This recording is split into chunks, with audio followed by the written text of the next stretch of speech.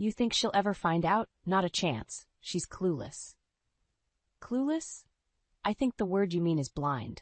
I could walk out the door and she wouldn't notice. The laughter that followed those words hit me like a physical blow. I stood frozen just outside our living room, my heart pounding in my chest as I clutched the grocery bags. I had come home early to surprise Lucas on his birthday. I even got his favorite cake from that bakery downtown. Now, the only surprise was mine. I peeked around the doorway. Lucas was lounging on the couch, a smug grin on his face. Nathan, our son, leaned against the fireplace. They both looked content, as if they didn't have a care in the world. As I strained to hear more, I focused on staying out of sight. "Carla's coming over later," Lucas continued, his voice dripping with satisfaction. "We'll have the house to ourselves." Nathan chuckled. "Mom's probably out shopping for your gift." Irony, huh? Too wrapped up in her own little world to see what's right in front of her. Tears blurred my vision, but I quickly wiped them away. I wanted to burst into the room to scream at them, but instead I took out my phone and started recording. "You don't think she suspects anything?" Nathan asked, his tone softer but still betraying a trace of amusement. "Trust me," Lucas said confidently. "Rebecca's been too busy playing the perfect housewife to notice. Besides, Carla knows how to stay discreet." I couldn't listen to any more. Carefully, I stepped back and slipped down the hallway. Each step felt heavy, laden with the weight of this betrayal. I found my way to our bedroom and closed the door quietly. I sank onto the edge of the bed, staring at nothing in particular as the recording played back in my mind. I had dedicated 25 years of my life to this man. I raised our children, kept our home, supported Lucas through every up and down, and this was my reward: disrespect and disdain from both my husband and my son. Anger started to replace the initial stabbing hurt, a cold, clear anger that focused my mind and steadied my breath. They thought they could laugh at me behind my back? Take advantage of my trust and love? No, I would not let them walk away unscathed. But I needed a plan. And for that, I needed someone I could trust completely. Emma. My daughter had always been my rock. She would help me see this through. I reached for my phone to call her, but hesitated. Not yet. I needed to think, to ensure that everything was in place before I shared this burden with her. For now, capturing this moment was enough. Taking a deep breath, I listened again to the recording, letting each word carve itself into my memory. As the final laugh echoed in my ears, I made a silent vow. Lucas and Nathan might have played me for a fool, but they were about to learn just how wrong they were. I had always put my family first. Now, it was time to put myself first and make them face the consequences of their actions. They wanted to play games? Fine, but I would be the one setting the rules. Emma rushed to my side the moment I called her. As I met her eyes, I could see the fierce loyalty that had always made her the one person I could rely on. Her dark eyes, so much like mine, widened with concern as she stepped into the living room. "Mom, what's wrong? You sounded so upset on the phone." I handed her my phone without a word, the recorded conversation already queued up. As she listened, her expression shifted from confusion to anger. When the recording ended, she looked up, her face pale but determined. "How long has this been going on?" Her voice was just above a whisper, trembling with barely contained fury. "I don't know exactly," I replied, my voice steadier than I expected. "But it doesn't matter. We need to gather more evidence and make them face the consequences." Emma nodded, her jaw set. "We'll make them pay, but first we need concrete proof, something they can't deny or weasel their way out of." Her words filled me with a sense of purpose. "What do you suggest?" Emma pulled out her laptop and started typing frantically. "We need a private investigator, someone who can follow them without being noticed. I'll handle it." The resolve in her voice was reassuring. Watching her work, I felt a strange mix of sadness and pride. Sadness that it had come to this, pride in the strength my daughter was showing. She made a call, arranging for a meeting with an investigator. The speed and efficiency with which she acted reminded me of how much I had underestimated my own strength and hers. Emma finished the call and turned to face me. "Mom, there's something you need to do too," she said, her voice softer now. "You need to act normal. If they suspect anything, we'll never get the evidence." The thought of pretending everything was fine made my stomach churn, but I knew she was right. "I'll do it," I said, a hint of steel in my voice. Emma's expression softened as she reached out and squeezed my hand. We'll get through this together. The next few days were a blur of normalcy, interspersed with moments of raw pain. I went about my routines, cooking meals, smiling through conversations, pretending everything was perfectly fine. At night, I clung to the promise of what was to come, replaying the recording to remind myself why I was doing this. Meanwhile, Emma took charge. She met with the private investigator and shared the details of Lucas's and Nathan's routines. The investigator promised to keep us updated with any findings. The professionalism and assurance he exuded were like a balm on our frayed nerves. One evening, as we sat in the kitchen, Emma looked at me with a seriousness that made my breath catch. "I've been thinking," she began. "Once we have the evidence, we need a plan that hits them hard where it hurts the most, in public." I thought about Lucas's stature in our community, his polished image of a dedicated husband and father. "A family gathering," I suggested. "Somewhere they can't escape from the spotlight." Emma's eyes gleamed with a predatory light. "Dad's birthday is coming up. We could use that." As the plan started to take shape, my sorrow mixed with the fierce determination to see this through. I had spent too long living in shadows, but I wasn't clueless anymore. We were pulling back the curtains and the light would be blinding. The waiting felt endless. Emma and I met the private investigator in a small cafe far from home. He was an older man, tall with graying hair and an air of quiet efficiency. He introduced himself as Mr. Harris. "Please call me Rebecca," I said, my voice steady, masking the turmoil inside. He nodded. "Rebecca, I understand the gravity of your situation. My job is to help you get the evidence you need. I've already started following Lucas and your son." Emma leaned forward, her expression intense. "Have you found anything yet?" Harris glanced between us, then pulled out his phone. "I've recorded several meetings between Lucas and the other woman, Carla. They're quite revealing." He showed us a few clips. Lucas and Carla in a cozy restaurant, laughing and holding hands. Another, Lucas dropping a quick kiss on Carla's lips in the park. And then, most damning of all, a video of Lucas and Nathan discussing plans for another rendezvous, making derogatory jokes about me. Each clip stung, but it also solidified my resolve. "He's so smug," Emma muttered, her fists clenched. "He thinks he can get away with this." I touched her hand lightly. "We need to keep our focus. This is just the start." Mr. Harris agreed. "I'll continue gathering evidence. It's essential to have an overwhelming amount. When we expose them, there should be no escape." As he left, I felt a strange calm settle over me. We had the beginnings of a plan and the means to execute it. The following days were harder. We had to act as if nothing had changed. Every interaction with Lucas felt like walking on shards of glass. He was oblivious to the storm brewing, treating me with the same casual indifference that had become routine. Nathan avoided direct conversations, his guilt perhaps making him wary. One evening, as I sat alone in the living room, a wave of nostalgia hit me. I looked at the family photos, snapshots of a life that felt like it belonged to someone else. Lucas and I on our wedding day, smiling with a promise of forever.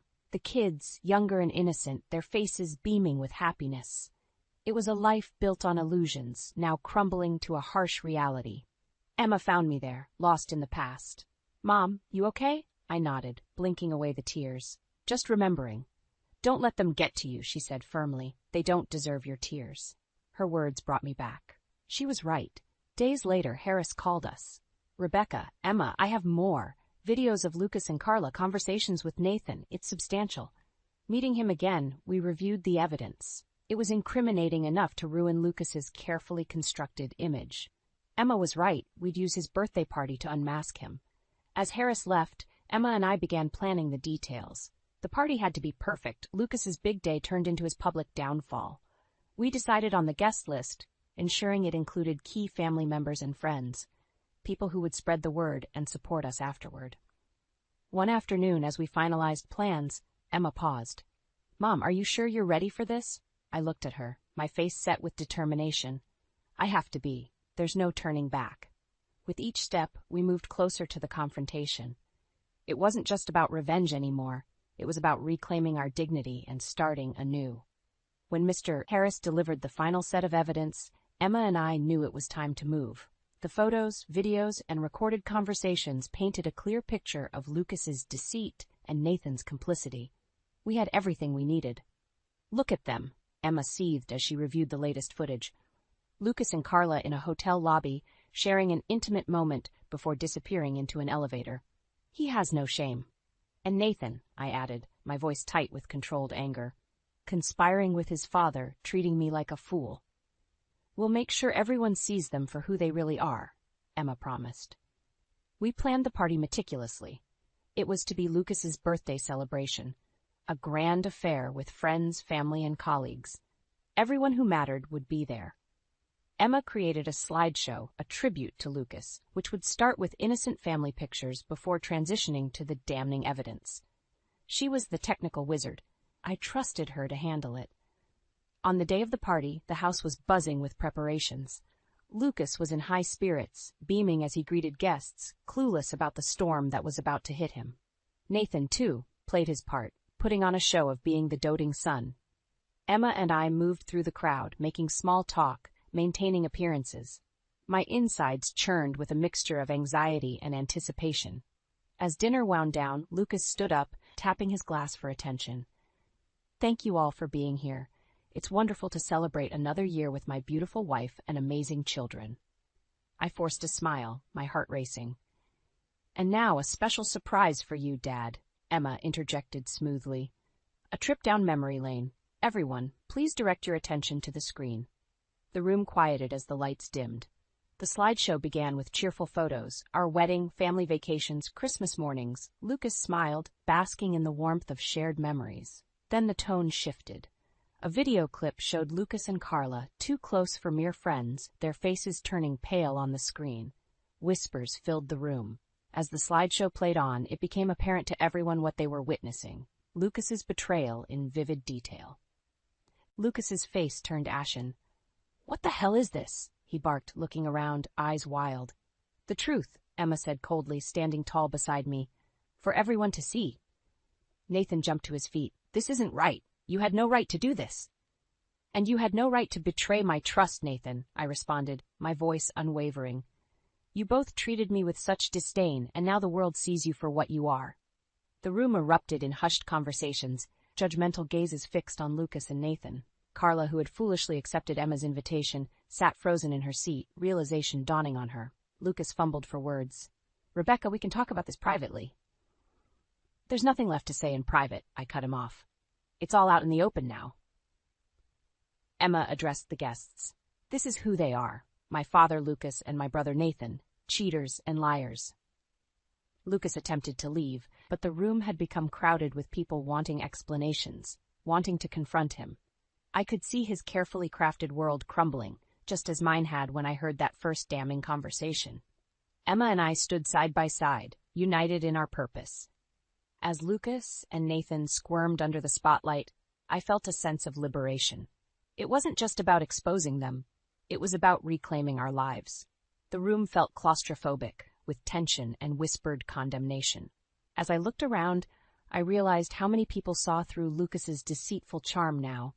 He was no longer the respected man he once was. Emma's grip on my hand tightened. "We're free, Mom," she whispered. "They can't hurt us anymore." And as I gazed at the wreckage of Lucas's and Nathan's constructed facades, I knew she was right. The fallout from the party was immediate. Lucas and Nathan were disowned by almost everyone who had once praised them. But Emma and I were just getting started. Emma came up with the idea to speak with Carla directly. "Mom, we need to ensure she doesn't become a pawn in their next game," she said, determination flashing in her eyes. "We have to make her understand what she's dealing with." I agreed. Maybe we can use her vanity to our advantage.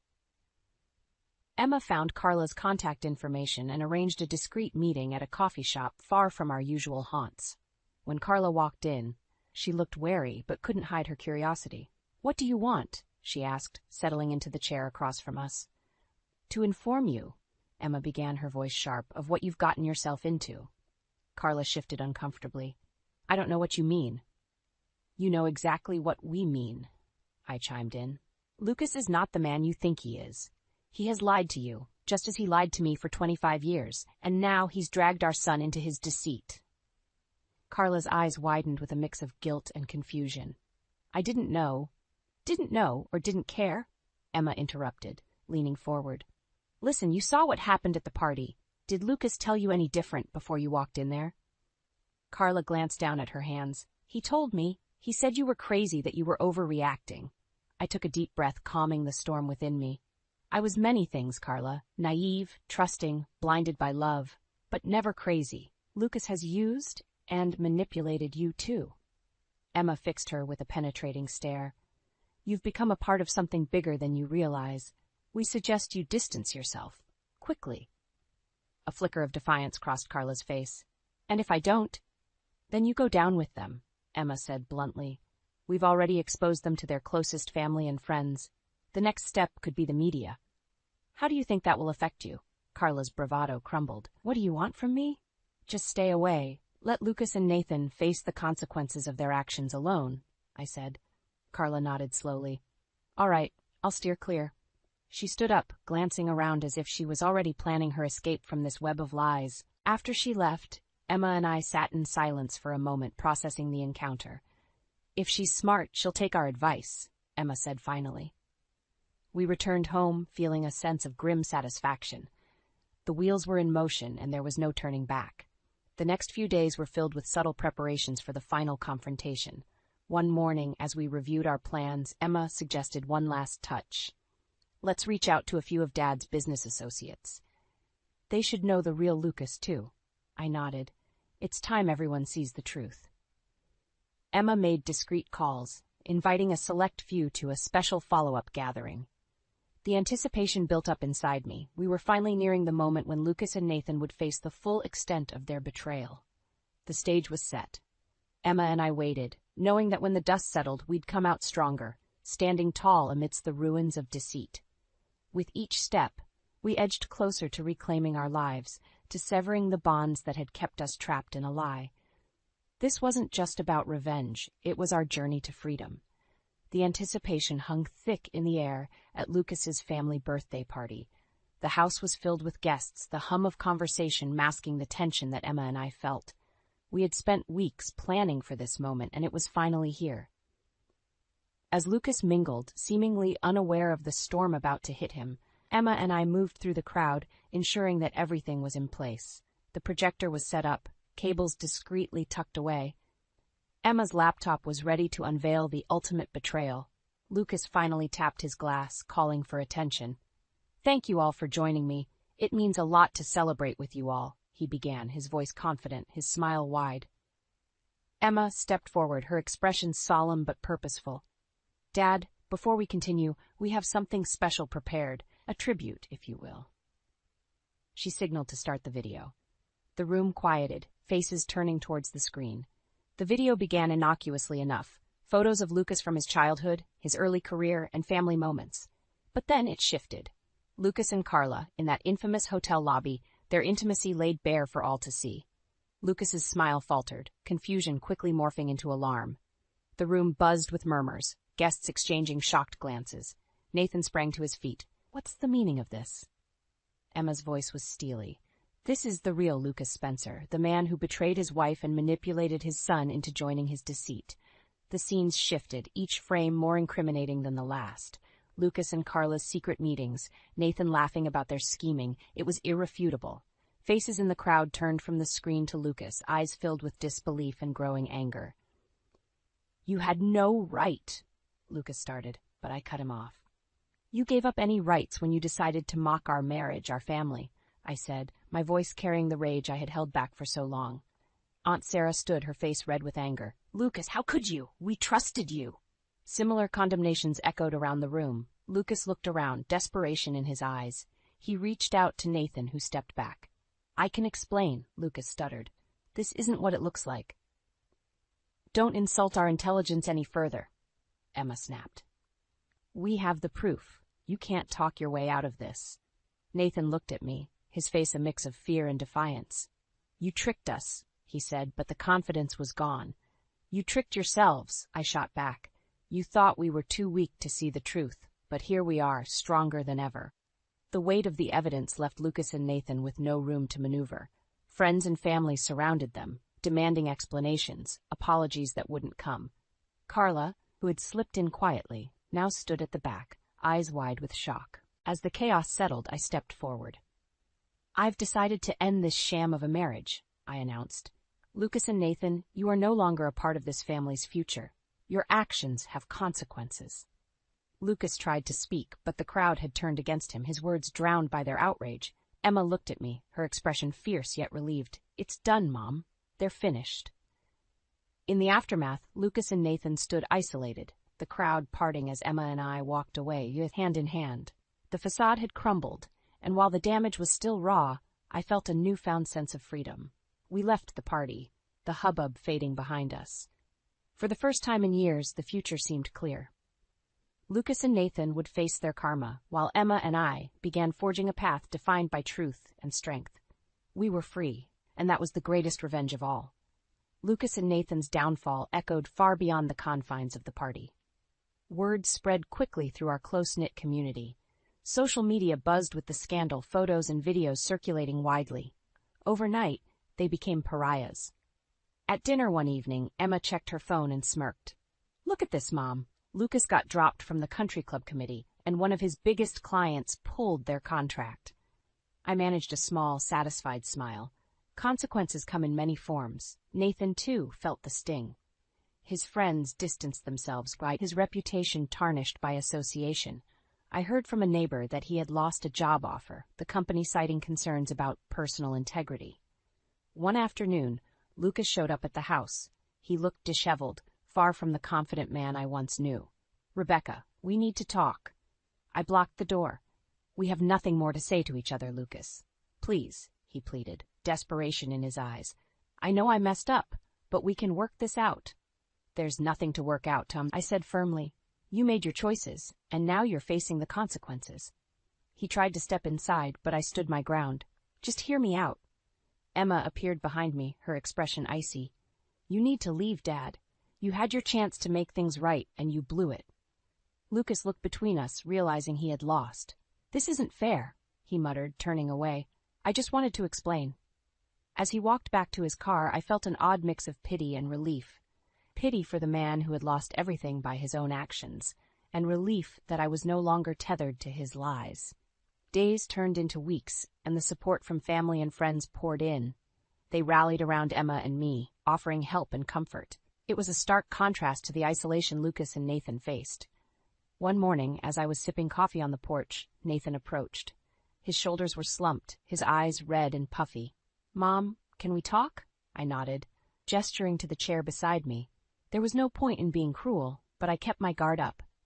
"I'm sorry," he said, his voice cracking. "I didn't realize how much I hurt you." "You were old enough to choose differently, Nathan," I replied. "You knew what you were doing, and still you sided with your father." He looked down, guilt etched on his face. "I thought it would be different. I thought he'd change." I sighed, the weight of the last few months pressing down on me. "Change doesn't come easy, and respect is earned. You have a long way to go." "I want to make it right," he said, desperation creeping into his voice. "Tell me how." I stared at him, searching for any sign of sincerity. "Prove it, Nathan. Actions speak louder than words. Show me you've learned from this." As he left, I felt a flicker of hope. Maybe he could find a way to redeem himself, but I wouldn't lower my guard just yet. Rebecca officially announced her decision to leave Lucas, serving him with divorce papers that same week. He didn't put up much of a fight. He knew better than to prolong the inevitable. I felt a sense of closure as the paperwork was finalized. It was the end of an era and the start of a new beginning. Emma and I began to rebuild. Our home felt lighter without Lucas's presence, the air clearer, our hearts no longer weighed down by deceit. Each day brought a small victory, a step toward healing and independence. Despite the lingering pain, we moved forward, stronger and more united than ever. Lucas and Nathan were left to deal with their fractured lives, the consequences of their betrayal, a constant reminder of the price of dishonesty. The journey had been arduous, but Emma and I had emerged victorious, free from the shadows that once loomed over us. Moving in with Emma was a breath of fresh air. Her apartment, bursting with life and color, felt like a sanctuary from the storm we had weathered. We settled into a routine, a mix of familiar comforts and newfound freedom. One evening, as we were unpacking the last of my belongings, Emma glanced at me. "How do you feel, Mom?" "Strangely liberated," I admitted. "It's like a weight has been lifted." She smiled, her eyes bright and glad. "You deserve happiness, real happiness." We spent the next few days repainting the walls and rearranging furniture, small acts that symbolized the fresh start we were both craving. The distraction of setting up a new space gave me a sense of control over my life again. Meanwhile, Lucas and Nathan struggled to find their footing. Emma occasionally heard through friends about Lucas's attempts to reclaim his social standing, each one more desperate than the last. "Lucas tried to get an invitation to the Starks' annual fundraiser," Emma said one afternoon, sipping her coffee. "They turned him down flat." "People remember betrayal," I replied, folding laundry with a contented smile. "It's a long road to redemption." Nathan visited sporadically, each time looking more remorseful. One day, he arrived with a bouquet of flowers, a rare gesture for him. "Mom, I've been thinking a lot," he started, his usually confident voice subdued. "I want to make things right." I put the flowers in a vase, the bright colors a stark contrast to the heavy conversation. "Actions speak louder than words, Nathan. You'll have to prove your sincerity with time." "I know, and I want to," he said earnestly. "I've started volunteering at the local shelter, and I'm trying to build myself back up. I just need you to see that I'm serious." I noticed the genuine effort in his eyes, a flicker of the boy I once knew. "Keep at it, Nathan," I said softly. "Redemption isn't immediate, but it's possible." As he left, I felt a glimmer of hope. It was a long process, but there was potential for healing. Lucas's attempts at reconciliation were less frequent and more strained. One day, as I walked through the park, he approached me, looking haggard and worn. "Rebecca, please," he started, but I stopped him. "There's nothing you can say to change the past, Lucas," I said firmly. "We both need to move on." He slumped, nodding. "I know, I just wanted to apologize." "I appreciate that, but it's too late," I replied, turning away. "Focus on changing yourself, not on fixing what's already broken." Walking away, I felt a sense of closure. The chapters with Lucas and Nathan were drawing to an end, and it was time for me to step into a brighter, independent future. Emma and I began planning small weekend trips, visiting places we had always talked about. Each journey was a reminder of the world beyond the confines of betrayal and deceit. We laughed more, shared stories, and forged a stronger bond than ever before. One crisp autumn morning, as we hiked through a nearby trail, Emma turned to me, her eyes shining. "We've come a long way, haven't we?" "We have," I said, taking in the vibrant scenery, "and it's only the beginning." As we stood there, overlooking the expanse of trees and lakes, I felt a deep sense of peace. The road to rebuilding had been challenging, but with each step we moved further from the shadows. Lucas and Nathan were now figures in our past, their betrayals lessons learned and left behind. Emma and I faced the future with renewed strength and hope. We had unmasked the shadows, and now, standing in the light, we were ready to embrace whatever came next, together.